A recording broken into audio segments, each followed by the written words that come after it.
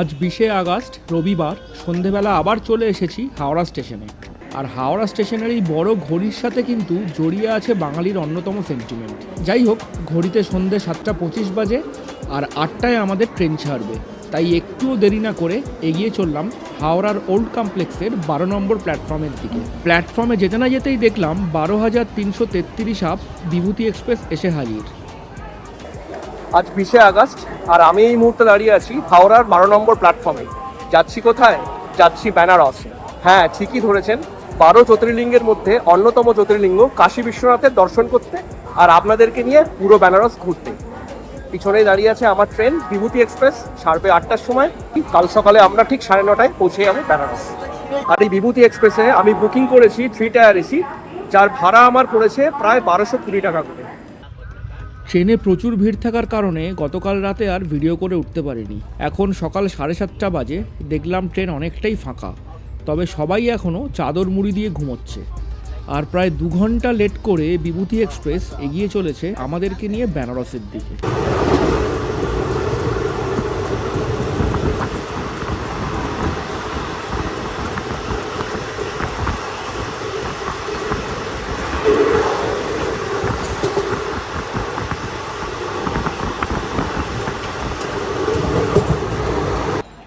ঠিক সকাল 8:30টার সময় বিভূতি এক্সপ্রেস দাঁড়ালো দীনদয়াল উপাধ্যায় স্টেশনে। আগে এই স্টেশনটারই নাম ছিল মুঘলসরাই। এই স্টেশনে নেমেও কিন্তু আপনারা অটো ধরে পৌঁছাতে পারেন বেনারসে, 15 কিলোমিটার মাত্র এখান থেকে।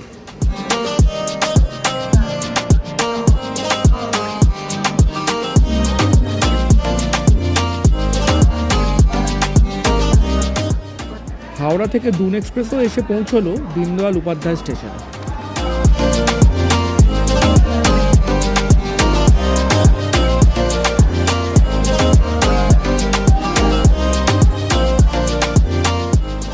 দীনদয়াল উপাধ্যায় স্টেশন ছেড়ে আমরা এখন মালভিয়া ব্রিজ ধরে এগিয়ে চলেছি কাশী স্টেশনের দিকে। আর এই মালভিয়া ব্রিজ থেকে দেখা যায় বেনারসের এক অসাধারণ সুন্দর দৃশ্য।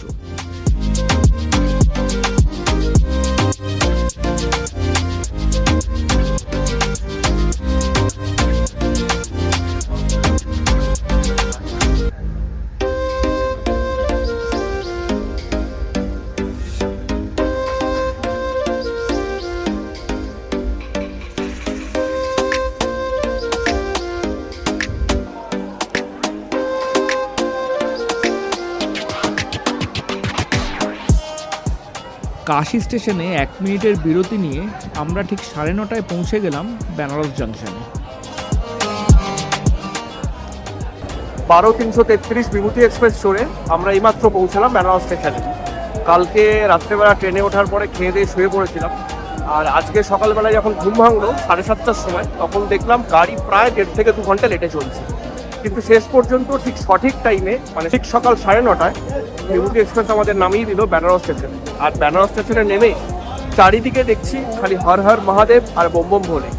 কেন জানেন? কারণ এখন কিন্তু চলছে শ্রাবণ মাস। আমাদের বাঙালিতে শ্রাবণ মাস শেষ হয়ে গেলেও হিন্দু পঞ্জিকা মতে শ্রাবণ মাস কিন্তু 31শে আগস্ট। তো সেই জন্য এখনও শ্রাবণ মাস চলছে, আর তাই বেনারসে রয়েছে প্রচুর পুণ্যার্থীদের ভিড়। আমরা স্টেশনে নামার পর এখন যাবো স্টেশনের বাইরে আর যাবো হোটেলের দিকে। হোটেলে গিয়ে ফ্রেশ আপ হয়ে আজকে সারাদিনে ঘুরে নেবো বেনারসের ছোটোখাটো কিছু জায়গা।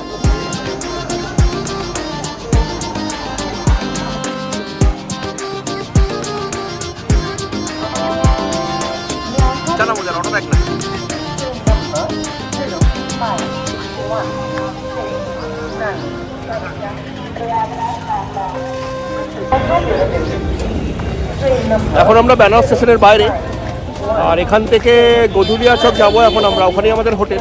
তো গধুলিয়া চক যেতে মোটামুটি বেনারস স্টেশন থেকে 100 টাকাই ভাড়া লাগে, বাট এখন যেহেতু প্রচণ্ড ভিড় তাই এদের ভাড়াও অনেক বেড়ে 150 টাকা হয়ে গেছে। 200 টাকা চাইছিল, 200 টাকা চাইছিল, তো ওই দরাদরি করে 150 টাকা এসে ঠেকেছে। বাট এখান থেকে 100 টাকাই লাগে গধুলিয়া চক যেতে। আর গধুলিয়া চক অব্দি গাড়ি তো এখন যাবে না, এখন কেন কোনোদিনই যায় না। লাক্সা থানা থেকে, লাক্সা থানায় আমাদের নামিয়ে দেবে, আর চলুন অটোয় উঠি আগে, তারপর কথা হবে।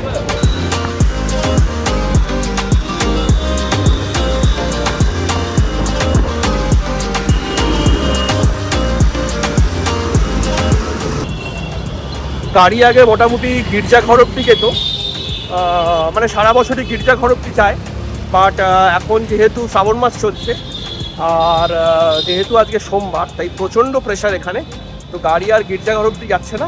আমাদের নামিয়ে দেওয়া হলো লাকসা থানাতে, আর লাকসা থানা থেকে গধুলিয়া চক হচ্ছে প্রায় 750 মিটার, আর আমরা এখন হেঁটে এগিয়ে চলেছি গধুলিয়া চকের দিকে আমাদের হোটেল। এখন শুধুমাত্র বাইক, স্কুটি, সাইকেল আর রিক্সার এন্ট্রি আছে এখানে, এছাড়া অটো, টোটো কোনো গাড়ির এন্ট্রি নেই। তাই শ্রাবণ মাসে যদি আপনারা বেনারস আসেন তাহলে কিন্তু গধুলিয়া যাওয়ার জন্য এই শেষ পথটুকু হেঁটে বা রিক্সায় চেপেই যেতে হবে, আর আমি রিক্সা না নিয়ে এগিয়ে চলেছি হেঁটে।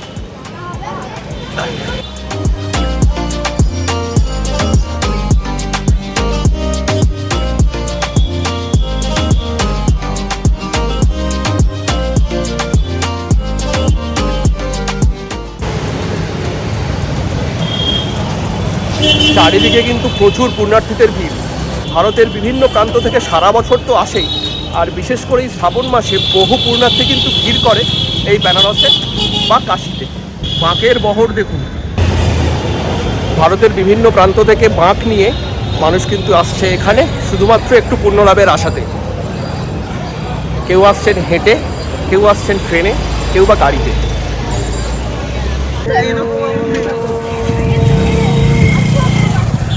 इसका वैसा निकालो।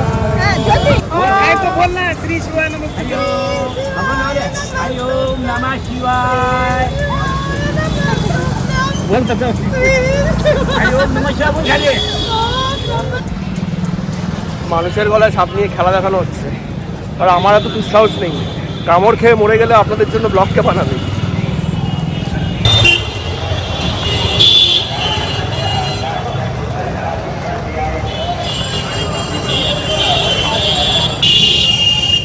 আমাদের দীপুদা মানে দীঘাপুরি দার্জিলিংয়ের পরে বাঙালির সব থেকে বেশি সেন্টিমেন্ট জড়িয়ে আছে কিন্তু এই বেনারসের সাথে, আর তাই এখানে বাঙালির সংখ্যা কিন্তু প্রচুর। এই হলো বেনারসের সেই বিখ্যাত গির্জাঘর। বেনারসে আপনি যেখানেই ঘুরতে যান না কেন, অটো আপনাকে ধরতে হবে ঠিক এই গির্জাঘর থেকেই।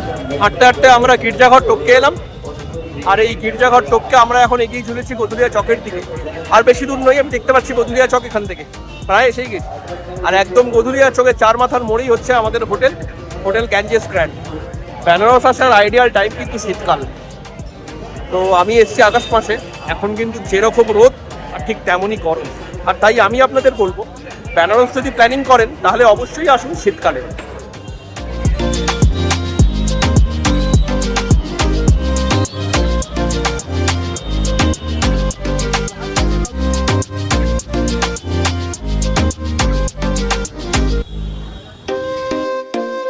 হোটেলে এন্ট্রি নিয়ে প্রথমেই পড়বে রিসেপশন এবং ওয়েটিং এরিয়া।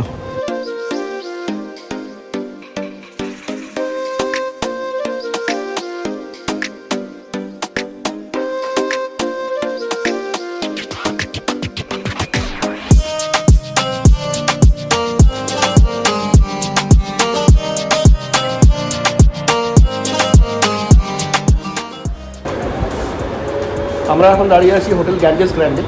তো আসার পরে বেশিক্ষণ অপেক্ষা করার দরকার হলো না, যদিও এনাদের 12টায় চেক ইন, তাও আমাদের 10-15 মিনিট অপেক্ষা করে চেক ইন করে দেওয়া হলো। এখন আমরা রুমের দিকেই যাচ্ছি।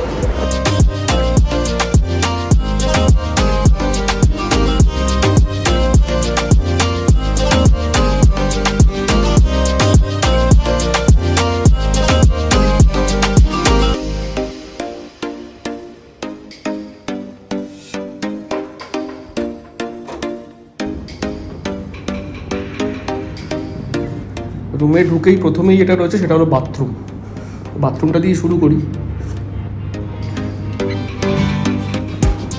ছোট্ট বাথরুম কিন্তু পরিষ্কার পরিচ্ছন্ন।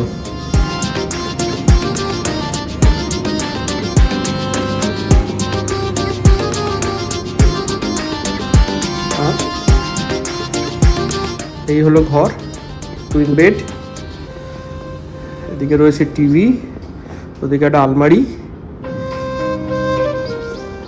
আর এখানে এসি, আর এখানে দেওয়া হয়েছে এগুলো, একটা চিপসের প্যাকেট, বিস্কুট, চা কফি, একটা বোধহয় মাজা, কফি মেশারটা। তো এই হলো আমাদের রুম। এই হোটেলের ভাড়া কিন্তু খুব একটা বেশি না, 2-2.5 টাকার মধ্যেই ঘোরাফেরা করে। তবে এখন যেহেতু সিজন সেই জন্য কিন্তু ভাড়াটা একটু বেশি, প্রায় 3000 টাকা। এমনি হোটেলের সবকটা ঘরই খুব ভালো, আমি আদার্স ঘরগুলো কখনো কখনো এসে থেকেছি। আর ঘরটার একটাই ড্রব্যাক আছে যে ঘরটায় কোনো জানলা নেই। হোটেলটা যেহেতু সেন্ট্রালি এসি সেই জন্য রাস্তার দিকের ঘরগুলোতে জানলা থাকা সত্ত্বেও সেটা কিন্তু পুরো কাঁচ দিয়ে ব্লক করা, তো আপনি জানলা খুলতে পারবেন না। আদারওয়াইজ হোটেলটা কিন্তু খুব সুন্দর এবং খুব ভালো জায়গাতে, একদম গধুলিয়া চকের মোড়ে। আমরা আছি 3rd ফ্লোরে, আর ঠিক এর উপরেই রয়েছে সিটি ভিউ কটেজ এবং ছাদ।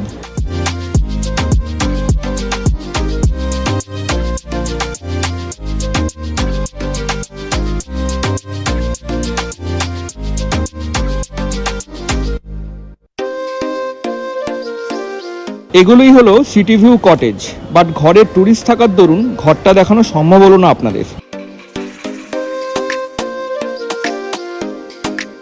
আর এটাই হলো সেই ছাদ।